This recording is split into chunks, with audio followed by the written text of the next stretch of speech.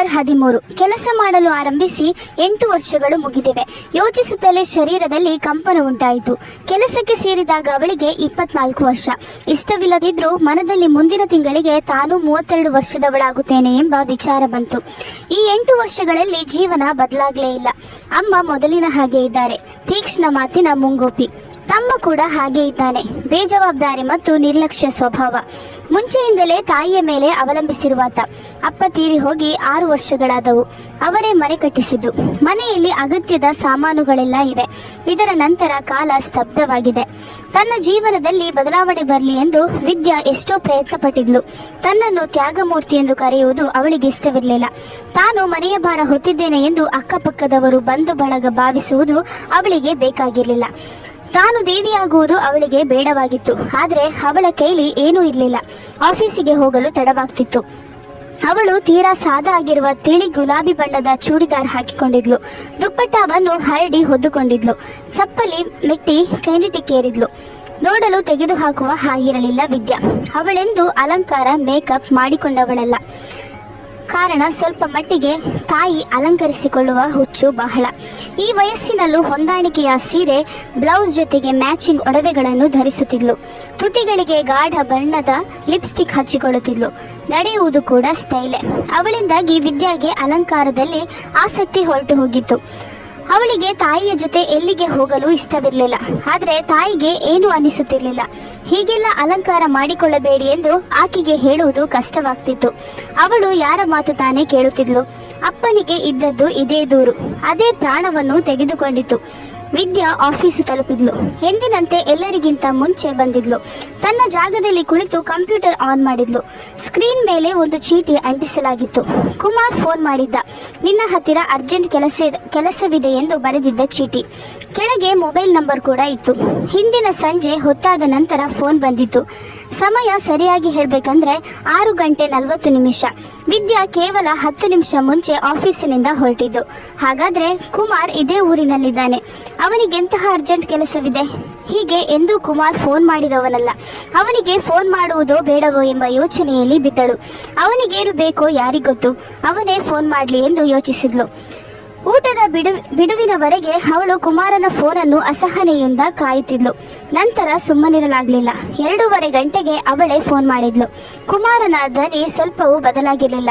ಅವನ ಧ್ವನಿ ಕೇಳುತ್ತಲೇ ವಿದ್ಯಾ ಜಡವಾದ್ಲು. ಏನು ಮಾತನಾಡಬೇಕೆಂದು ತೋಚಲಿಲ್ಲ. ಕುಮಾರನೇ ಮಾತು ಆರಂಭಿಸಿದ. ಹೇಗಿದ್ದೀಯಾ? ಅಮ್ಮ ಮತ್ತು ತಮ್ಮ ಹೇಗಿದ್ದಾರೆ? ವಿದ್ಯಾ ಕೂಡ ಔಪಚಾರಿಕವಾಗಿ ಉತ್ತರಿಸಿದ್ಲು. ಎಲ್ಲರೂ ಚೆನ್ನಾಗಿದ್ದಾರೆ. ಕೆಲವು ನಿಮಿಷ ತಡೆದು ಕುಮಾರ್, ನಿನ್ನನ್ನು ಭೇಟಿಯಾಗಬೇಕು. ಯಾವಾಗ ಸಿಗ್ತೀಯಾ? ನೀನು ಹೋಟೆಲಿಗೆ ಬಂದರೆ ಒಳ್ಳೆಯದು. ನನ್ನ ಮನೆಗೆ ಬರೋದು ಸರಿಯಾಗಿರಲ್ಲ. ವಿದ್ಯಾಗೆ ಏನೂ ಹೇಳದೇ ಇರಲು ಆಗಲಿಲ್ಲ. ಯೋಚಿಸಿ ಅವಳಂದಳು, ಸರಿ, ಆಫೀಸಿನಿಂದ ಹೋಗುವಾಗ ಬರ್ತೀನಿ. ನನ್ನನ್ನು ಭೇಟಿಯಾಗುವುದರಲ್ಲಿ ಅಡ್ಡಿ ಏನಿದೆ? ಈಗಲೂ ಅವನು ತನ್ನ ಪತಿಯೇ. 4 ವರ್ಷಗಳಿಂದ ಬೇರೆ ಬೇರೆ ಇದ್ದರೇನಂತೆ. ಅವರ ಮದುವೆ ಕೂಡ ವಿಚಿತ್ರವಾಗಿ ನಡೆದಿತ್ತು. ತಂದೆಯ ಆಪ್ತ ಸ್ನೇಹಿತನ ಮಗ ಕುಮಾರ್. ಅಪ್ಪನಿಗೆ ಹೃದಯಾಘಾತವಾದಾಗ ಅವರನ್ನು ನೋಡಲು ಕುಮಾರನ ತಂದೆ ಬಂದಿದ್ರು. ಮಾತಿನಲ್ಲಿ ವಿದ್ಯಾಳ ವಿಷಯ ಬಂತು. ಆಗ ವಿದ್ಯಾಳ ತಂದೆ ತನ್ನ ಸ್ನೇಹಿತನ ಕೈ ಹಿಡಿದುಕೊಂಡು, ಮಹೇಶ, ನನ್ನ ಮಗಳ ವಿಷಯ ಏನು ಮಾಡಲಿ? ನಾನು ಹೋದ ಮೇಲೆ ನನ್ನ ಹೆಂಡತಿ ವಿದ್ಯಾಳ ಮದುವೆ ಖಂಡಿತ ಮಾಡುವುದಿಲ್ಲ. ನನ್ನ ಮಗ ಅಪ್ರಯೋಜಕ ಅನ್ನುವುದು ನಿನಗೂ ಗೊತ್ತು. ನನ್ನ ಮಗಳದೇ ನನಗೆ ದೊಡ್ಡ ಚಿಂತೆಯಾಗಿ ಬಿಟ್ಟಿದೆ. ಪ್ರಪಂಚ ಅರಿಯದವಳು ಒಬ್ಬಳೇ ಹೇಗೆ ಬದುಕುತ್ತಾಳೆ ಎಂದಿದ್ದರು. ಮಹೇಶ ತಂದೆಗೆ ತಮ್ಮ ಮಗನ ಜೊತೆಗೆ ವಿದ್ಯಾಳ ಮದುವೆ ಮಾಡುವುದಾಗಿ ಅಲ್ಲೇ ಮಾತು ಕೊಟ್ಟರು. ಕುಮಾರ್ PhD ಮಾಡುತ್ತಿದ್ದ. ಓದು ಮುಗಿದ ಕೂಡಲೇ ಇಬ್ಬರ ಮದುವೆ ಮಾಡುತ್ತೇನೆಂದರು. ಇದಾದ ನಂತರ ತಂದೆ ಹೆಚ್ಚು ದಿನ ಬದುಕಲಿಲ್ಲ. ಮಹೇಶ್ ಕೂಡ ತಮ್ಮ ಮಾತು ಮರೆತ ಹಾಗಿತ್ತು. 2 ವರ್ಷಗಳ ನಂತರ ಇದ್ದಕ್ಕಿದ್ದಂತೆ ಅವರು ಕುಮಾರನ ಜೊತೆ ಮನೆಗೆ ಬಂದರು. ವಿದ್ಯಾಳ ತಂದೆಗೆ ಏನು ಇಷ್ಟವಿತ್ತೆಂಬುದನ್ನು ತಾಯಿಗೆ ಹೇಳಿದರು. ತಾಯಿಗೆ ಅಷ್ಟೇನೂ ಆಸಕ್ತಿ ಇರಲಿಲ್ಲ. ಕುಮಾರನಿಗೆ ಕೆಲಸ ಸಿಕ್ಕಿರಲಿಲ್ಲ. ಪಾರ್ಟ್ ಟೈಮ್ ಕೆಲಸ ಮಾಡುತ್ತಿದ್ದ. ಅವನ ತಾಯಿಗೂ ಈ ಮದುವೆಯಲ್ಲಿ ಅಷ್ಟೇನೂ ಆಸಕ್ತಿ ಇರಲಿಲ್ಲ. ಆದರೂ ಅವರ ಮದುವೆ ಸರಳವಾಗಿ ನಡೆದು ಹೋಯಿತು. ವಿದ್ಯಾ ಕುಮಾರನ ಮನೆಗೆ ಬಂದಳು. ಮದುವೆಯ ದಿನವೇ ಅವಳಿಗೆ ಅತ್ತೆ ಮನೆಯಲ್ಲಿ ಯಾರೂ ತನ್ನನ್ನು ಇಷ್ಟಪಡುವುದಿಲ್ಲವೆಂಬುದು ತಿಳಿಯಿತು. ಇತ್ತ ತವರಿನಲ್ಲಿ ಕೂಡ ಯಾರಿಗೂ ಕುಮಾರ ಇಷ್ಟವಾಗ್ತಿರ್ಲಿಲ್ಲ. ವಿದ್ಯಾ ಮನಸ್ಸಿಲ್ಲದೆ ಸಂಸಾರ ಆರಂಭಿಸಿದ್ಲು. ಮನೆ ತುಂಬಾ ಜನ, ಅತ್ತೆ ಮಾವ, 2 ನಾದಿನಿಯರು, ಒಬ್ಬ ಮೈದುನ ಮತ್ತು ಪತಿ. ಕುಮಾರ್ ಸರಿಯಾದ ನೌಕರಿ ಸಿಗದೆ ಯಾವಾಗಲೂ ಬೇಜಾರಿನಲ್ಲಿರುತ್ತಿದ್ದ. ವಿದ್ಯಾಳ ಪ್ರತಿ ಮಾತಿಗೂ ಟೀಕೆ ಟಿಪ್ಪಣಿ ನಡೆಯುತ್ತಿತ್ತು. ಅತ್ತೆ ಮತ್ತು ನಾದಿನಿಯರಿಗೆ ಅವಳ ಉಡುಗೆ ತೊಡುಗೆ ನಡೆದುಕೊಳ್ಳುವ ರೀತಿ ಯಾವುದು ಇಷ್ಟವಾಗ್ತಿರ್ಲಿಲ್ಲ. ಅತ್ತೆ ಅವಳನ್ನು ಬೈಯುತ್ತಿದ್ಲು. ಕುಮಾರ ಉದಾಸೀನ ತೋರುತ್ತಿದ್ದ. ಗಂಡ ಅಲಂಕಾರ ಮಾಡಿಕೊಳ್ಳಲು ಹೇಳಿದ್ರೆ, ಹೊರಗೆ ಹೋಗಲು ಕರೆದ್ರೆ ಹಾಗೆ ಮಾಡುವುದಾಗಿ ವಿದ್ಯಾ ಮನಸ್ಸಿನಲ್ಲಿ ಅಂದುಕೊಳ್ಳುತ್ತಿದ್ಲು. ತನ್ನ ಕಡೆ ಅವನ ಗಮನ ಇರಲಿಲ್ಲವೆಂದ್ರೆ ತಾನು ಯಾರಿಗಾಗಿ ಅಲಂಕರಿಸಿಕೊಳ್ಬೇಕು. 1 ವರ್ಷ ಹೇಗೋ ಕಳೆದ್ಲು. ಅದರಲ್ಲೂ ಅರ್ಧ ಸಮಯ ತವರಿನಲ್ಲಿರುತ್ತಿದ್ಲು. ಅತ್ತೆ ಒಮ್ಮೆ ಕಳಿಸಿದ್ರೆ ಇನ್ನೊಮ್ಮೆ ತಾಯಿ ಕರೆಸಿಕೊಳ್ಳುತ್ತಿದ್ಲು. ಮದುವೆಯಾದ ನಂತರ ಮಹೇಶ ಎಂದೂ ಸೊಸೆಯ ಪಕ್ಷ ವಹಿಸಲಿಲ್ಲ. ಅವಳ ಜೊತೆ ತನಗೇನು ಸಂಬಂಧವಿಲ್ಲದಂತೆ ಇದ್ದು ಬಿಟ್ಟ. ಹೇಗಿದ್ದೀಯಾ, ನಿನಗೇನು ಬೇಕು ಎಂದು ಕೂಡ ಕೇಳಲಿಲ್ಲ. ವಿದ್ಯಾ ಬೆಳಗ್ಗೆ ಎದ್ದವಳೆ ಮನೆ ಕೆಲಸ ಮುಗಿಸಿಕೊಂಡು ಕೆಲಸಕ್ಕೆ ಹೊರಟು ಹೋಗುತ್ತಿದ್ಲು. ಆಗ ಕುಮಾರ್ ಮಲಗಿರುತ್ತಿದ್ದ. ಸಂಜೆ ಅವಳು ಬಂದಾಗ ಅವನು ಮನೆಯಲ್ಲಿರ್ತಿರ್ಲಿಲ್ಲ. ರಾತ್ರಿ ಅವನು ಬಹಳ ತಡವಾಗಿ ಬರುತ್ತಿದ್ದ.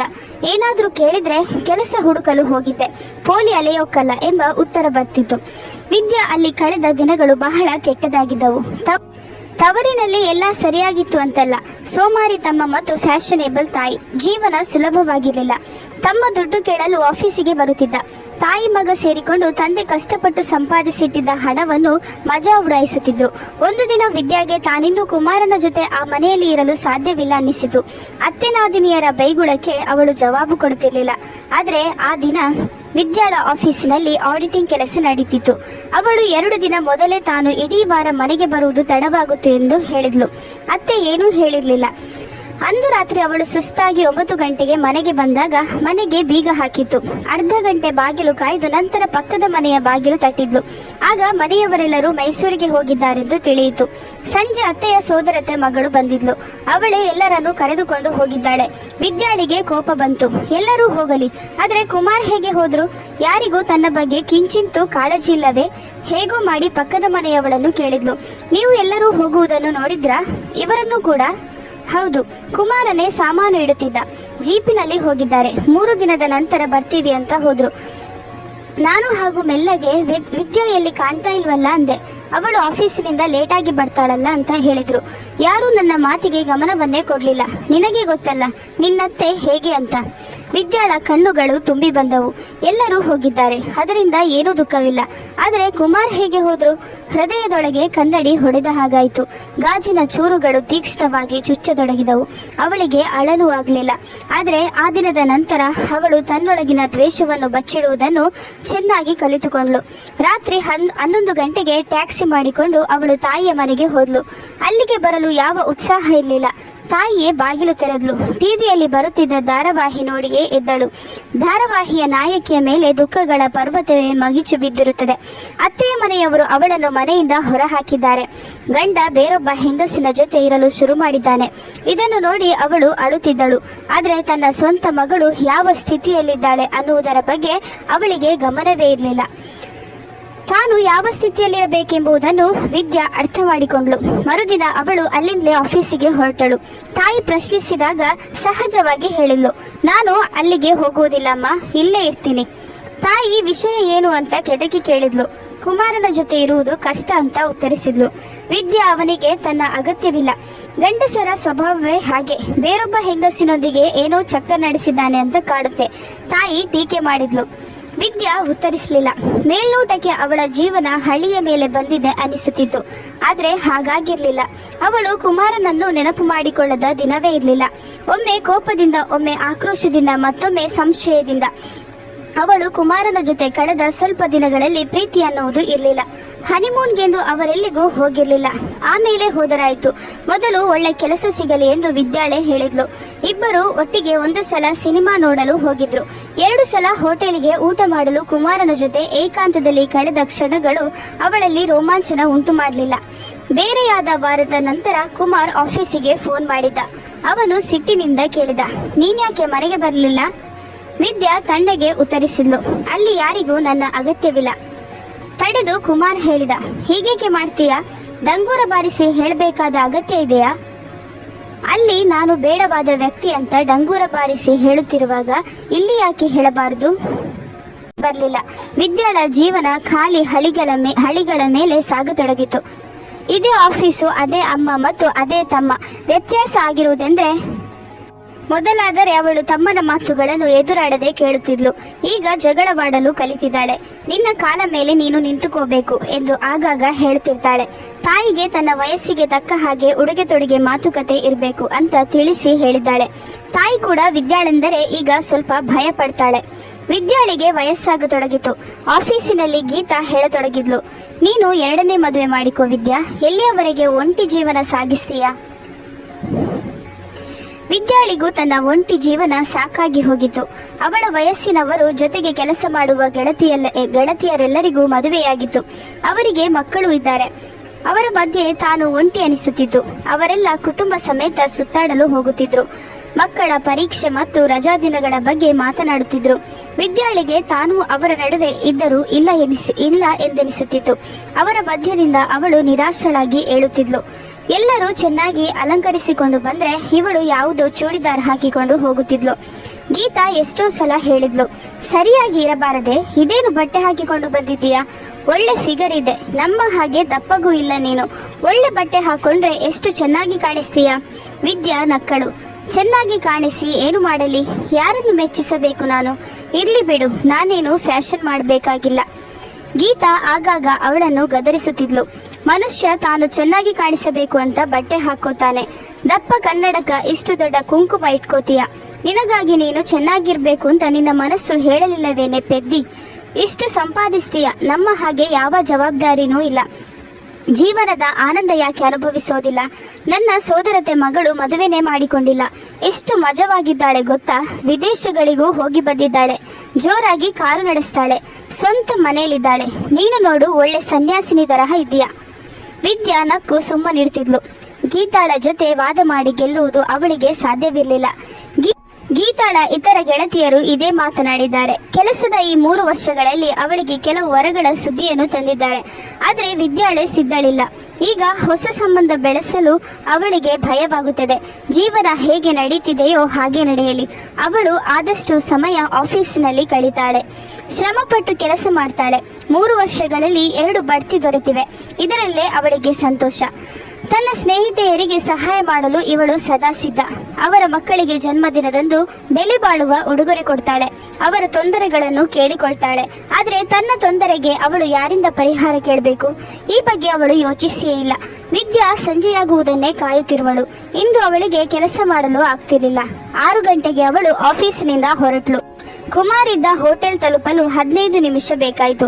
ತಾನು ಜೀವನದ ಪರೀಕ್ಷೆ ಕೊಡುತ್ತಿದ್ದೇನೇನೋ ಎನ್ನುವ ಹಾಗೆ ಅವಳ ಕಾಲುಗಳು ನಡುಕುತ್ತಿದ್ದವು. ಅವಳು ಕುಮಾರನ ಕೋಣೆಯ ಬಾಗಿಲು ತಟ್ಟಿದ್ಲು. ಬಾಗಿಲು ತೆರೆದ ಕುಮಾರ್ ಮೊದಲಿಗಿಂತ ಈಗ ದಪ್ಪಗಾಗಿದ್ದ. ದಪ್ಪನೆಯ ಮೀಸೆ ಬಿಟ್ಟಿದ್ದ. 1-2 ಕೂದಲು ಬೆಳ್ಳಗಾಗಿದ್ವು. ನೀಲಿ ಜೀನ್ಸ್ ಮತ್ತು ಬಿಳಿ ಶರ್ಟಿನಲ್ಲಿ ಬಹಳ ಚೆನ್ನಾಗಿ ಕಾಣುತ್ತಿದ್ದ. ಕುಮಾರನೇ ಮಾತು ಆರಂಭಿಸಿದ. ಹೇಗಿದ್ದೀಯಾ? ತುಂಬಾ ಸಣ್ಣಗಾಗಿದ್ದೀಯಾ? ಯಾಕೆ ಅಷ್ಟು ಕೆಲಸ ಮಾಡುತ್ತೀಯಾ? ವಿದ್ಯಾ ನಕ್ಕಳು. ಕೆಲಸ ಏನು ಜಾಸ್ತಿ ಮಾಡಲ್ಲ, ಸಣ್ಣಗಾಗುವುದು ಒಳ್ಳೆಯದು. ಕುಮಾರನು ನಕ್ಕ. ಅದೇನೋ ಸರಿ, ನೀನು ಮೀನಾ ಮತ್ತು ವೀಣಾರನ್ನು ನೋಡಬೇಕು. ಎಷ್ಟು ದಪ್ಪಗಾಗಿದ್ದಾರೆ ಅಂದರೆ ಕುಳಿತುಕೊಳ್ಳೋದು ಹೇಳೋದು ಕೂಡ ಕಷ್ಟ ಆಗಿದೆ. ಮೀನಾ ಮತ್ತು ವೀಣಾ ಅವಳ ನಾದಿನಿಯರು. ಇಬ್ಬರು ಅವಳಿಗಿಂತ ಚಿಕ್ಕವರು. ಇಬ್ಬರು ಅವಳ ಜೀವನವನ್ನು ನರಕ ಮಾಡುವುದರಲ್ಲಿ ಎಲ್ಲ ರೀತಿಯ ಪ್ರಯತ್ನ ಮಾಡಿದ್ರು. ಕುಳಿತುಕೋ ವಿದ್ಯಾ, ಏನು ಧರಿಸಲಿ ಹೇಳು? ಕಾಫಿನೋ ಜ್ಯೂಸೋ? ಕಾಫಿ, ವಿದ್ಯಾ ನಿಸ್ಸಂಕೋಚವಾಗಿ ಹೇಳಿದ್ಲು. ವಿದ್ಯಾ ಕಾಫಿ ಕುಡಿದ ಮೇಲೆ ಕೇಳಿದ್ಲು, ಇಷ್ಟು ದಿನಗಳ ಮೇಲೆ ನನ್ನ ನೆನಪು ಹೇಗೆ ಬಂತು? ಏನಾದರೂ ವಿಶೇಷ ಕಾರಣ? ಕುಮಾರ ತಡೆದು ಹೇಳಿದ, ವಿಷಯ ಇದೆ, ಆದ್ರೆ ಹೇಗೆ ಹೇಳೋದು ಅರ್ಥ ಆಗ್ತಿಲ್ಲ. ವಿದ್ಯಾ ಅಚ್ಚರಿಯಿಂದ ಅವನನ್ನೇ ನೋಡಿದ್ಲು. ಕುಮಾರ ನಿಧಾನವಾಗಿ ನುಡಿದ, ನೋಡು ವಿದ್ಯಾ, 4 ವರ್ಷಗಳಿಂದ ನಾವು ಬೇರೆ ಬೇರೆ ಇದ್ದೇವೆ. ನಾವು ಒಟ್ಟಿಗೆ ಇದ್ದದ್ದಾದ್ರೂ ಯಾವಾಗ ಅಂತ ನೀನು ಕೇಳಬಹುದು. ಕೆಲವು ದಿನಗಳಿಂದ ಅಮ್ಮ ನನ್ನನ್ನು ಮತ್ತೆ ಮದುವೆ ಮಾಡಿಕೊ ಅಂತಿದ್ದಾಳೆ. ಕುಮಾರ್ ಅವಳ ಮುಖವನ್ನೇ ನೋಡಿದ. ಅವಳು ಶಾಂತವಾಗಿದ್ಲು. ನಿನಗೆ ಗೊತ್ತಲ್ಲ, ನನಗೀಗ ಗೆಜೆಟೆಡ್ ಆಫೀಸರ್ ಹುದ್ದೆ ಸಿಕ್ಕಿದೆ ಅಂತ. ಸೆಟಲ್ ಆಗಿದ್ದೀನಿ ಈಗ. ಮೀನಾ ವೀಣಾರದು ಆಗ್ಲೇ ನಿಶ್ಚಿತಾರ್ಥ ಆಗಿತ್ತು. ಮನೆ ನೋಡಿಕೊಳ್ಳುವವರು ಯಾರೂ ಇಲ್ಲ. ಜೀವನ ಸಂಗಾತಿ ಇಲ್ಲದೆ ಜೀವನದ ಗಾಡಿ ನಡೆಸೋದು ಕಷ್ಟ ಅಂತ ನನಗೂ ಅನ್ನಿಸ್ತಿದೆ. ಕುಮಾರ ಮುಂದುವರಿಸಿ ಹೇಳಿದ. ವಿದ್ಯಾಳ ಮುಖ ಬೆಳಚಿಕೊಂಡಿತು. ಅವಳೀಗ ಬಿದ್ದು ಬಿಡ್ತಾಳೇನೋ ಅನ್ನುವಂತಿತ್ತು. ಕುಮಾರ್ ಮತ್ತೆ ಮದುವೆಯಾಗಲು ಇಷ್ಟಪಡ್ತಿದ್ದಾನೆ ಅಂದ್ರೆ ಅವನು? ಕುಮಾರನಿಗೆ ಅವಳ ಮನದ ಮಾತು ಅರ್ಥವಾಯಿತು. ನಿನಗೂ ಒಬ್ಬ ಸಂಗಾತಿಯ ಅವಶ್ಯಕತೆ ಇದೆ ವಿದ್ಯಾ. ನೀನು ಮೊದಲಿದ್ದ ಹಾಗೆ ಇದ್ದೀಯಾ, ಬದಲಾಗಿಲ್ಲ. ನಾವು ವಿಚ್ಛೇದನ ಪಡೆದ್ರೆ ಇಬ್ಬರು ಹೊಸ ಜೀವನ ಶುರು ಮಾಡಬಹುದು. ವಿದ್ಯಾಳ ಕಣ್ಣುಗಳಲ್ಲಿ ಬಿಸಿ ಕಣ್ಣೀರು ತುಂಬಿಕೊಂಡು ಮುಖ ಬಿಸಿಯಾದಂತಾಯಿತು. ಮುಖ ಮುಚ್ಚಿಕೊಂಡು ಕಣ್ಣೀರು ಒರೆಸಿಕೊಂಡ್ಳು.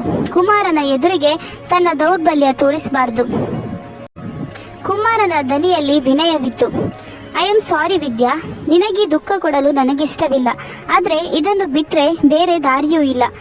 ವಿದ್ಯಾ ಬಲವಂತದ ನಗೆ ಬೀರಿದ್ಲು. ನೀವು ಮೊದಲ ಸಲ ನನಗೆ ದುಃಖವಾಗಬಾರದೆಂದು ಯೋಚಿಸಿದಿರಿ.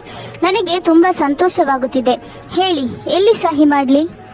ಕುಮಾರ ಅದಕ್ಕೆ ನಾವು ನಾಳೆ ವಕೀಲರ ಹತ್ತಿರ ಹೋಗೋಣ. ಪರಸ್ಪರ ಒಪ್ಪಿಗೆಯಿಂದ ವಿಚ್ಛೇದನ ತಗೊಳ್ಳೋದು ಸುಲಭ. ಕೋರ್ಟು ಕಚೇರಿ ಅಂತ ಅಲೆಯುವುದು ತಪ್ಪುತ್ತೆ. ವಿದ್ಯಾ ಎದ್ದಳು. ಸರಿ, ನಿಮಗೆ ಹೇಗೆ ಸರಿ ಅನ್ನಿಸುತ್ತೋ ಹಾಗೆ ಆಗಲಿ. ನಾನೀಗ ಹೊರಡ್ಲಾ? ಕುಮಾರ್ ಅವಳನ್ನು ತಡೆದ. ಕೂತ್ಕೋ, ಇಷ್ಟು ಅವಸರ ಏನು? ಮನೆಯಲ್ಲಿ ಏನಾದರೂ ಕೆಲಸ ಇದೆಯಾ? ಅಂತಹ ವಿಶೇಷ ಏನೂ ಇಲ್ಲ. ಹೋಗಿ ಸ್ವಲ್ಪ ಹೊತ್ತು ಟಿವಿ ನೋಡ್ತೀನಿ, ಆಮೇಲೆ ಏನಾದರೂ ಓದುತ್ತಾ ಮಲಗ್ತೀನಿ. ಅಷ್ಟೇ ನನ್ನ ದಿನಚರಿ. ನೀನು ಎಂದು ಇನ್ನೊಂದು ಮದುವೆ ಬಗ್ಗೆ ಯೋಚಿಸಲಿಲ್ಲವೇ? ನಿಜ ಹೇಳುವುದಾದರೆ ಮೊದಲನೇ ಮದುವೆಯದು ಎಷ್ಟು ಕೆಟ್ಟ ಅನುಭವ ಆಗಿದೆ ಅಂದರೆ ಇನ್ನೊಂದು ಮದುವೆ ಹೆಸರು ಕೇಳಿದರೆ ನಡುಕ ಬರುತ್ತೆ. ನಾನು ಅಷ್ಟು ಕೆಟ್ಟವನಾಗಿದ್ದೆನಾ? ಕುಮಾರ್ ವಿಸ್ಮಯದಿಂದ ಕೇಳಿದ. ಹೌದು, ನನ್ನೊಂದಿಗಂತೂ ಎಂದೂ ಒಳ್ಳೆಯವರಾಗಿ ನಡೆದುಕೊಳ್ಳಲಿಲ್ಲ, ವಿದ್ಯಾ ಸ್ಪಷ್ಟವಾಗಿ ಹೇಳಿದ್ಲು. ನಿಜವಾಗ್ಲೂ? ಆಗ ನನ್ನ ಬುದ್ಧಿ ಸರಿಯಾಗಿ ಕೆಲಸ ಮಾಡುತ್ತಿರಲಿಲ್ಲ ಅನ್ನುವುದು ನಿನಗೆ ಗೊತ್ತಾ? ನೀನು ಕೆಲಸ ಮಾಡ್ತಿದ್ದೆ, ನಾನು ನಿರುದ್ಯೋಗಿಯಾಗಿದ್ದೆ. ಅಷ್ಟೊಂದು ಓದಿದ್ದರೂ ಪ್ರಯೋಜನವಾಗಲಿಲ್ಲ. ಅಪ್ಪ ಹೇಳಿದ್ರು ಅಂತ ನಾನು ಮದುವೆಯಾದೆ. ಆದರೆ ಜವಾಬ್ದಾರಿ ಹೊರಲು ಮನಸ್ಸನ್ನು ಸಿದ್ಧಗೊಳಿಸಿರಲಿಲ್ಲ. ನಿಮ್ಗೇನಾದರೂ ತೊಂದರೆ ಇದ್ರೆ ನನ್ನ ಜೊತೆ ಹಂಚಿಕೊಳ್ಳಬಹುದಿತ್ತಲ್ಲ. ನೀವು ನನ್ನ ಜೊತೆ ಎಂದೂ ಮಾತಾಡಲೇ ಇಲ್ಲ. ವಿದ್ಯಾ ದೂರಿದಳು. ಹೌದು, ತಪ್ಪು ನನ್ನದೇ ಆಗಿತ್ತು. ಆದರೇನು ಮಾಡಲು ಸಾಧ್ಯವಿತ್ತು? ಆಗ ಮನದಲ್ಲೇನೋ ಗೊಂದಲವಿತ್ತು. ಚೆನ್ನಾಗಿಲ್ಲದಿರುವ ಹುಡುಗಿ ಜೊತೆ ಮದುವೆ ಮಾಡಿಸಿದ್ರು ಅಂತ ನಿಮಗೆ ಅನಿಸಿರಬಹುದು. ವಿದ್ಯಾ ಮೆಲುವಾಗಿ ನೋಡಿದ್ಲು. ನನಗೆ ಎಂದೂ ಹಾಗನ್ನಿಸ್ಲಿಲ್ಲ. ನಂಬು, ನನಗೆ ಯಾವಾಗಲೂ ಅನಿಸುತ್ತಿತ್ತು ನನ್ನ ಸಂಗಾತಿ ಬೇರೆಯವರಿಗಿಂತ ಭಿನ್ನವಾಗಿರಬೇಕು, ಗ್ರೇಸ್ಫುಲ್ ಆಗಿರಬೇಕು, ನೀಟಾಗಿ ಡ್ರೆಸ್ ಮಾಡಿಕೋಬೇಕು. ಕುಮಾರ್ ಮಾತು ನಿಲ್ಲಿಸಿದ. ವಿದ್ಯಾ ಅವನ ಮುಖ ನೋಡಿದ್ಲು. ಕುಮಾರ್ ಗೊಂದಲದಿಂದ ಸುಮ್ಮನಾದ. ನಂತರ, ನೀನು ಚೆನ್ನಾಗಿಲ್ಲ ಅಂತ ಯಾರು ಹೇಳಿದ್ರು ವಿದ್ಯಾ? ನೀನು ಚೆನ್ನಾಗಿ ಕಾಣಿಸ್ತಿದ್ದೀಯಾ. ನಿನ್ನ ಸೌಂದರ್ಯ ಕಾಣಿಸದ ಹಾಗೆ ನೀನು ಇರ್ತೀಯ ಅಷ್ಟೇ. ಮೊದಲನೇ ದಿನ ನಾನು ನಿನ್ನನ್ನು ನೋಡಲು ಬಂದಿದ್ದಾಗ ನೀನು ನಿಮ್ಮ ಮನೆ ಮೇಲೆ ನಿಂತಿದ್ದೆ. ಆಗ ತಾನೇ ಸ್ನಾನ ಮಾಡಿದ್ದೆ ಅನಿಸುತ್ತೆ. ಗುಲಾಬಿ ಬಣ್ಣದ ಚೂಡಿದಾರ್ ಹಾಕಿಕೊಂಡಿದ್ದೆ. ಬಿಚ್ಚಿದ ಕೂದಲು, ಮುಖದ ಮೇಲೆ ನೀರಿನ ಹನಿಗಳು ಹೊಳೆಯುತ್ತಿದ್ದವು. ನಾನು ನಿನ್ನ ನೋಡಿದ ತಕ್ಷಣ ಇಷ್ಟಪಟ್ಟೆ. ಆದರೆ ಆಮೇಲೆ ನೀನೆಂದು ಆ ರೂಪದಲ್ಲಿ ನನ್ನ ಎದುರು ಬರಲಿಲ್ಲ. ಯಾವಾಗಲೂ ಕೂದಲನ್ನು ಬಿಗಿಯಾಗಿ ಕಟ್ಟಿಕೊಂಡಿರುತ್ತಿದ್ದೆ. ಮಾಸಲು ಬಣ್ಣದ ಉಡುಪು ಹಾಕಿಕೊಳ್ಳುತ್ತಿದ್ದೆ. ವಿದ್ಯಾಳ ಮುಖ ಕೆಂಪಾಯಿತು. ಈ ವಯಸ್ಸಿನಲ್ಲೂ ಅವಳು ನಾಚಿಕೊಳ್ಳುವುದು ಸಾಧ್ಯವಿದೆ ಅನ್ನುವುದು ಅವಳಿಗೆ ಗೊತ್ತಿರಲಿಲ್ಲ. ಕುಮಾರ್ ಮಾತನಾಡುತ್ತಲೇ ಇದ್ದ. ನಿನಗೆ ಗೊತ್ತಾ, ಮದುವೆ ದಿನ ನಾನು ನಿನಗಾಗಿ ಕಿತ್ತಲೆ ಬಣ್ಣದ ಸೀರೆ ಹುಡ್ಕೊಂಡುಕೊಂಡಿದ್ದೆ. ಆದರೆ ಕೊಡಲಾಗಲಿಲ್ಲ. ಅಮ್ಮ ಮತ್ತು ತಂಗಿಯರಿಗೆ ಸೀರೆ ತೋರಿಸಿದೆ. ಅವರು ವಿದ್ಯಾ ಈ ಬಣ್ಣದ ಸೀರೆ ಉಡ್ತಾಳ ಎಂದು ನಗತೊಡಗಿದರು. ಆ ಸೀರೆಯನ್ನು ನಾನಿನ್ನೂ ಇಟ್ಟುಕೊಂಡಿದ್ದೇನೆ. ನೀವು ಯಾಕೆ ನನಗೆ ಕೊಡಲಿಲ್ಲ? ವಿದ್ಯಾಳ ದನಿ ಭಾರವಾಗಿತ್ತು. ಕುಮಾರನ ಬಳಿ ಉತ್ತರ ಇರಲಿಲ್ಲ. ಇದ್ದಕ್ಕಿದ್ದಂತೆ ಅವನು ಹೇಳಿದ. ವಿದ್ಯಾ, ಹಳೆ ಸಂಬಂಧದ ಹೆಸರಲ್ಲಿ ಅಗಲಿಕೆ ಇತ್ತು. ನೀನು ನನ್ನ ಜೊತೆ ಊಟ ಮಾಡಲು ಬರ್ತೀಯಾ? ವಿದ್ಯಾ ಯೋಚಿಸತೊಡಗಿದ್ಲು. ಇದರಲ್ಲಿ ತಪ್ಪೇನಿದೆ? ಒಂದು ಸಂಜೆಯನ್ನು ಅವಳು ತನಗಿಷ್ಟ ಬಂದ ಹಾಗೆ ಕಳೆಯಬಹುದು. ವರ್ಷಗಳ ನಂತರ ಅವಳು ಯಾರೊಂದಿಗೋ ಮನಬಿಚ್ಚಿ ಮಾತನಾಡುತ್ತಿದ್ದಾಳೆ. ಈ ಸಂಜೆಯನ್ನು ತಾನು ಕಳೆದುಕೊಳ್ಳಬಾರದು. ವಿದ್ಯಾ ಅಲ್ಲಿಂದಲೇ ಮನೆಗೆ ಫೋನ್ ಮಾಡಿ ರಾತ್ರಿ ತಾನು ಊಟಕ್ಕೆ ಬರುವುದಿಲ್ಲವೆಂದು ತಾಯಿಗೆ ಹೇಳಿದ್ಲು. ಯಾವಾಗಿನಂತೆ ಅವಳು ಸತ್ಯವನ್ನೇ ಹೇಳಿದ್ಲು. ಕುಮಾರ್ ಬಂದಿದ್ದಾರೆ, ತಾನು ಅವರ ಜೊತೆ ಹೊರಗೆ ಹೋಗುತ್ತಿದ್ದೇನೆ. ತಾಯಿಗೆ ಕೋಪ ಬಂತು. ಅವನ ಜೊತೆನಾ? ಅವನಿಗೆ ಏನು ಬೇಕಂತೆ? ಅವನ ಜೊತೆ ಹೋಗಬೇಕಾದಿಲ್ಲ. ಅಡುಗೆ ಮಾಡಿದ್ದೀನಲ್ಲ, ಅದನ್ನೇನು ಮಾಡೋದು? ತಾಯಿ ತನಗೆ ಈ ವಯಸ್ಸಿನಲ್ಲೂ ಸ್ವತಃ ನಿರ್ಣಯ ತೆಗೆದುಕೊಳ್ಳಲು ಬಿಡುವುದಿಲ್ಲವೆಂದು ವಿದ್ಯಾಗೆ ಅಳು ಬರುವಂತಾಯಿತು. ಅವಳು ಸಂಭಾಳಿಸಿಕೊಂಡು, ನಾಳೆ ಬೆಳಗ್ಗೆ ತಿನ್ನಬಹುದು ಅಮ್ಮ, ನಾನು ಬರೋದು ಹೊತ್ತಾಗುತ್ತೆ.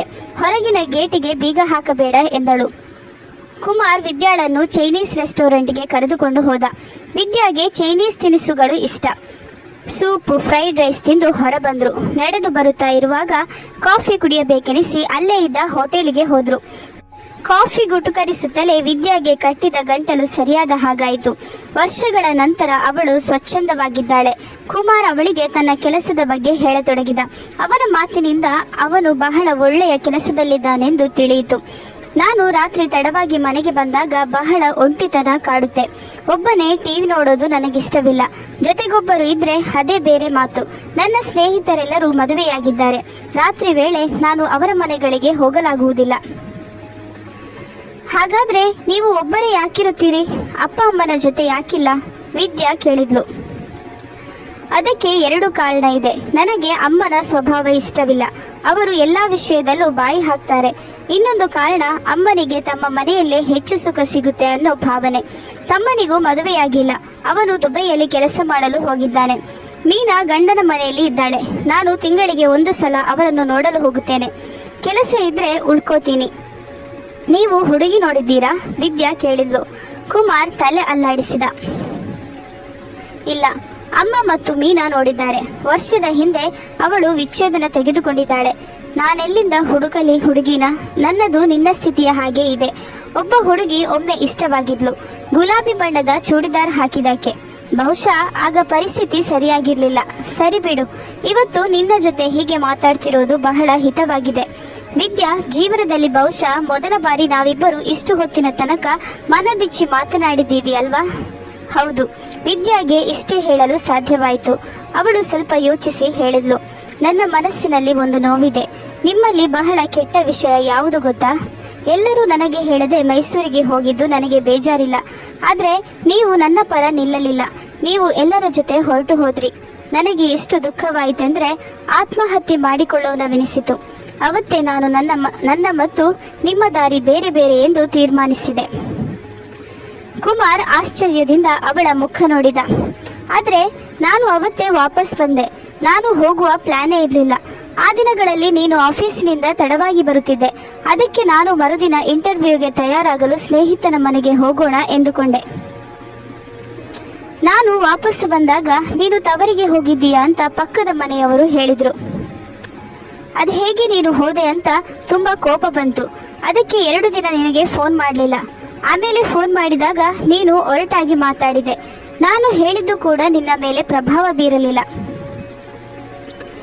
ನೀವು ಅವತ್ತು ವಾಪಸ್ ಬಂದಿದ್ದೀರಾ? ವಿದ್ಯಾಳ ಕಣ್ಣುಗಳು ಅಗಲವಾದವು. ಹೌದು. ಬೇಕಾದ್ರೆ ಪಕ್ಕದ ಮನೆಯವರನ್ನು ಕೇಳು. ರಾತ್ರಿ ನಾನು ಅವರ ಮನೆಯಲ್ಲೇ ಊಟ ಮಾಡಿದ್ದೆ. ವಿದ್ಯಾ ಸುಮ್ಮನಾದ್ಲು. ಇಬ್ಬರ ನಡುವೆ ತಪ್ಪು ಅಭಿಪ್ರಾಯವಾದ ಎಷ್ಟು ದೊಡ್ಡ ಗೋಡೆ ಇತ್ತೆಂಬುದು ಬಹುಶಃ ಇಬ್ಬರಿಗೂ ಗೊತ್ತಿರಲಿಲ್ಲ. ಮೌನವಾಗಿ ಕಾಫಿ ಕುಡಿದು ಹೊರಬಂದ್ರು. ಇಬ್ಬರು ತಮ್ಮ ವಿಚಾರಗಳಲ್ಲಿ ಮುಳುಗಿದ್ದರು. ಇಂದು ಎಷ್ಟು ಚೆನ್ನಾಗಿ ಕಳೆಯಿತು. ನಾಳೆ ಇಬ್ಬರು ಬೇರೆ ಬೇರೆ ದಾರಿಗಳ ಪಯಣಿಗರಾಗುತ್ತೇವೆಂದು ವಿದ್ಯಾ ಯೋಚಿಸುತ್ತಿದ್ಲು. ವಿದ್ಯಾಳ ತೋಳಿಗೆ ತೋಳು ತಾಗಿಸಿದ. ಅವನ ಮುಖದ ಮೇಲೆ ತೆಳುವಾದ ನಗೆ ಮೂಡಿತು. ವಿದ್ಯಾಳು ಕೂಡ ಮುಗುಳ್ನಕ್ಕಳು. ನಾವಿಬ್ಬರು ನಮ್ಮ ತಪ್ಪು ವಿಚಾರಗಳನ್ನು ದೂರ ಮಾಡಬೇಕೆಂದು ಮನಸ್ಸು ಮಾಡಿರುವಾಗ ನೀನು ನಿನ್ನ ಹಳೆಯ ರೂಪವನ್ನು ನೋಡುವ ಅವಕಾಶ ನನಗೆ ಕೊಡಬಾರದೇಕೆ ಎಂದು ಯೋಚಿಸುತ್ತಿದ್ದೇನೆ. ವಿದ್ಯಾ ತಲೆ ಎತ್ತಿ ಅವನನ್ನು ನೋಡಿದ್ಲು. ಅಲ್ಲೇ ಇದ್ದ ಸಿಮೆಂಟ್ ಬೆಂಚಿನ ಮೇಲೆ ಕುಳಿತಳು. ವಿದ್ಯಾ, ಕುಮಾರ್ ಅವಳ ಕನ್ನಡಕ ತೆಗೆದು ಪಕ್ಕದಲ್ಲಿಟ್ಟ. ಕೂದಲಿಗೆ ಹಾಕಿದ ಕ್ಲಿಪ್ ತೆಗೆದು ಕೂದಲನ್ನು ಚದುರಿಸಿದ. ವಿದ್ಯಾ ಮಾತಾಡದೆ ನೋಡುತ್ತಿದ್ದಳು. ಕುಮಾರ್ ತನ್ನ ಮುಖವನ್ನು ಅವಳ ಮುಖದ ಸಮೀಪ ತಂದ. ಬಾಗಿದ ಅವಳ ಮುಖವನ್ನು ಬೊಗಸೆಯಲ್ಲಿ ಹಿಡಿದು ಮೇಲೆತ್ತಿ ಅವಳನ್ನೇ ನೋಡತೊಡಗಿದ. ವಿದ್ಯಾ ಯಂತ್ರದಂತೆ ಅವನನ್ನೇ ನೋಡತೊಡಗಿದ್ಲು. ಮನಸ್ಸು ಆರ್ದ್ರವಾಯಿತು. ಆ ಕ್ಷಣವನ್ನು ಅವಳು ತನ್ನ ಮನದಲ್ಲಿ ಬಂಧಿಸಿಟ್ಟುಕೊಂಡಳು. ಇದೇ ಅವಳ ಪ್ರೇಮದ ಆಸ್ತಿಯಾಗುತ್ತದೆ. ನಾಳೆಯಿಂದ ಅವಳು ತನ್ನ ಹಳೆಯ ಜೀವನದಲ್ಲಿ ಕೈದಿಯಾಗುತ್ತಾಳೆ. ಕುಮಾರ ಪಿಸುಗುಟ್ಟಿದ. ನೀನೆಷ್ಟು ಚೆನ್ನಾಗಿ ಕಾಣಿಸ್ತಿದ್ದೀಯಾ, ಹೀಗೆ ಇರು. ಅವನ ಕೈ ಮುಖದಿಂದ ಜಾರಿ ರೇಷ್ಮೆಯಂತೆ ನಯವಾಗಿದ್ದ ಕೂದಲನ್ನು ಸವರತೊಡಗಿತು. ವಿದ್ಯಾ ಕಣ್ಣು ಮುಚ್ಚಿಕೊಂಡಳು. ಕುಮಾರನ ದನಿ ಮೆಲುವಾಗಿತ್ತು. ನೀನು ನನ್ನ ಜೀವನದಲ್ಲಿ ಬಂದಾಗ ನಾನು ನಿನಗೇನು ಕೊಡಲಾಗಲಿಲ್ಲ. ಇದು ನನ್ನನ್ನು ಚುಚ್ಚುತ್ತಿದೆ. ಇಂದು ಕೊಡುವ ಸ್ಥಿತಿಯಲ್ಲಿದ್ದೇನೆ. ಆದರೆ ನೀನು ಬಹಳ ದೂರ ಹೋಗಿಬಿಟ್ಟಿದ್ದೀಯ. ದೂರದಲ್ಲೆಲ್ಲೋ ಗಂಟೆ ಬಾರಿಸಿದಾಗ ವಿದ್ಯಾ ಎಚ್ಚೆತ್ತಳು. ಕುಮಾರನ ಹೋಟೆಲಿನಲ್ಲಿ ತನ್ನ ಗಾಡಿ ನಿಲ್ಲಿಸಿದಳು. ಅವಳು ಬಹಳ ಆತ್ಮವಿಶ್ವಾಸದಿಂದ ಗಾಡಿ ನಡೆಸುತ್ತಾ ಹೊರಟಳು. ನಾಳೆ ಮಧ್ಯಾಹ್ನ ವಕೀಲರ ಬಳಿ ಹೋಗಲು ಬರುವುದಾಗಿ ಹೇಳಿದ್ಲು. ತಾಯಿ ಎಂದಿನಂತೆ ರಾತ್ರಿ ತಡವಾಗಿ ಬರುವ ಟಿವಿ ಧಾರಾವಾಹಿಯನ್ನು ನೋಡುತ್ತಿದ್ಲು. ವಿದ್ಯಾ ಬರುತ್ತಲೇ ಕಟುವಾಗಿ, ನೀನು ರಾತ್ರಿ ಬರೋದೇ ಇಲ್ಲ ಅಂತ ಅಂದುಕೊಂಡೆ. ವಿದ್ಯಾ ಬಹಳ ತಣ್ಣಗಿನ ದನಿಯಲ್ಲಿ ಉತ್ತರಿಸಿದ್ಲು, ಬರದೇ ಇದ್ರೂ ಏನಾಗ್ತಿತ್ತಮ್ಮ, ನಾನು ನನ್ನ ಗಂಡನ ಜೊತೆ ತಾನೇ ಇದ್ದದ್ದು. ತಾಯಿ ಮೆತ್ತಗಾದ್ಲು, ನಾನು ನಿನಗೆ ಕೆಟ್ಟದಾಗ್ಲಿ ಅಂತ ಬಯಸಲಿಲ್ಲ. ನೀನು ಹೇಗಿದ್ದೀಯಾ ಅಂತ ಇಷ್ಟು ವರ್ಷಗಳಿಂದ ಕೇಳಲಿಲ್ಲ. ಈಗ ಯಾಕೆ ಬಂದ? ಖಂಡಿತ ಏನೋ ಕೆಲಸ ಇರುತ್ತೆ. ಅವನಿಗಿನ್ನೂ ಕೆಲಸ ಸಿಕ್ಕಿಲ್ಲ ಅಂತ ನನಗನ್ನಿಸುತ್ತೆ. ಹೆಂಡತಿ ಸಂಪಾದನೆಯಲ್ಲಿ ಜೀವನ ಮಾಡಬಹುದಲ್ಲ ಅಂತ ಅಂದುಕೊಂಡಿರಬೇಕು ಅವನು. ವಿದ್ಯಾಗೆ ತಾಯಿಯ ಮೇಲೆ ಕೋಪ ಬರಲಿಲ್ಲ. ಬದಲಿಗೆ ಅವಳು ತಾಯಿಯ ಕೊರಳನ್ನು ಪ್ರೀತಿಯಿಂದ ತೋಳಿನಿಂದ ಬಳಸುತ್ತಾ ಹೇಳಿದ್ಲು, ಹೆಂಡತಿ ಸಂಪಾದನೆಯಲ್ಲಿ ತಿನ್ನುವ ಹಾಗಿದ್ರೆ 4 ವರ್ಷಗಳ ಹಿಂದೆಯೇ ತಿನ್ನಬಹುದಾಗಿತ್ತು. ಇವತ್ತು ಅವರು ನನ್ನಲ್ಲಿದ್ದ ತಪ್ಪು ಅಭಿಪ್ರಾಯ ದೂರಗೊಳಿಸಲು ಬಂದಿದ್ರು. ವರ್ಷಗಳ ನಂತರ ನನಗೂ ಬೆಲೆ ಇದೆ ಅಂತ ಗೊತ್ತಾಯ್ತಮ್ಮ.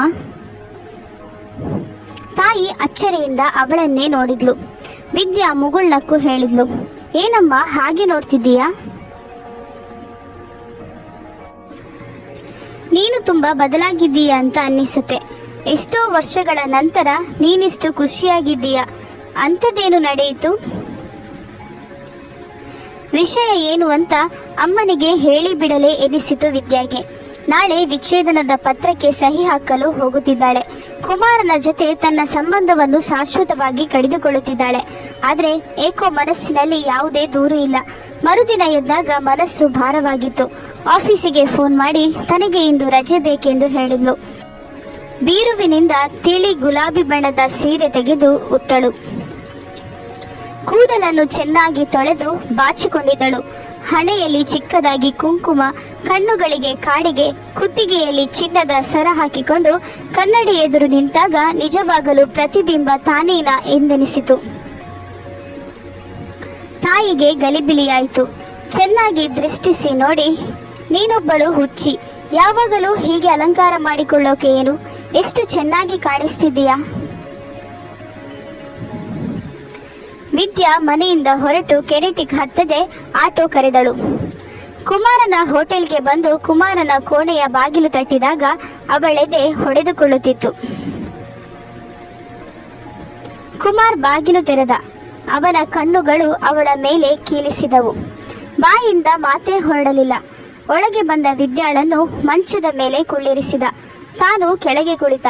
ಅವಳ ಕೈಯನ್ನು ತನ್ನ ಕೈಲಿ ತೆಗೆದುಕೊಂಡು, ನನ್ನ ಬಗ್ಗೆ ಇದ್ದ ದೂರು ಆಕ್ಷೇಪಗಳು ಎಲ್ಲ ದೂರಾದವೋ ಅಥವಾ ಇನ್ನೂ ಬಾಕಿ ಇದೆಯೋ ಎಂದು ಕೇಳಿದ.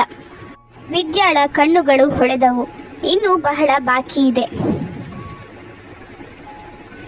ಇದಕ್ಕೆ ನಾವು ಒಂದು ಕೆಲಸ ಮಾಡಬೇಕಾಗುತ್ತದೆ. ಕುಮಾರನ ಕಣ್ಣುಗಳಲ್ಲಿ ತುಂಟತನವಿತ್ತು. ಏನು? ಜೀವನ ಪೂರ್ತಿ ಒಟ್ಟಿಗಿರಬೇಕು. ಹೇಳು, ನಿನ್ನ ಅಭಿಪ್ರಾಯವೇನು? ವಿದ್ಯಾಳ ಹೊಳೆಯುತ್ತಿದ್ದ ಕಣ್ಣುಗಳು ತೇವಗೊಂಡವು. ಕುಮಾರ್ ಎದ್ದು ಅವಳ ಬಳಿ ಬಂದ. ನಾವಿಬ್ಬರು ಎಂದು ಪರಸ್ಪರ ಅರ್ಥ ಮಾಡಿಕೊಳ್ಳುವ ಪ್ರಯತ್ನವನ್ನೇ ಮಾಡಲಿಲ್ಲ ವಿದ್ಯಾ. ಈಗ ಹತ್ತಿರವಾಗಿದ್ದೀವಿ. ಮೂರನೆಯವರ ಅಗತ್ಯ ಇಲ್ಲ ಅನ್ನಿಸುತ್ತೆ. ವಿದ್ಯಾಳ ಮೃದುವಾದ ಕೈ ಕುಮಾರನ ಬಲಿಷ್ಠ ಹಸ್ತದೊಳಗಿತ್ತು. ಅದು ಅವಳ ಅರಿವಿಗೆ ಬರಲಿಲ್ಲ. ತಾನಿನ್ನು ಮುಂದೆ ಕುಮಾರನಿಂದ ಬೇರೆಯಾಗುವುದಿಲ್ಲ ಅನ್ನುವುದು ಮಾತ್ರ ಅವಳ ಅರಿವಿನಲ್ಲಿತ್ತು.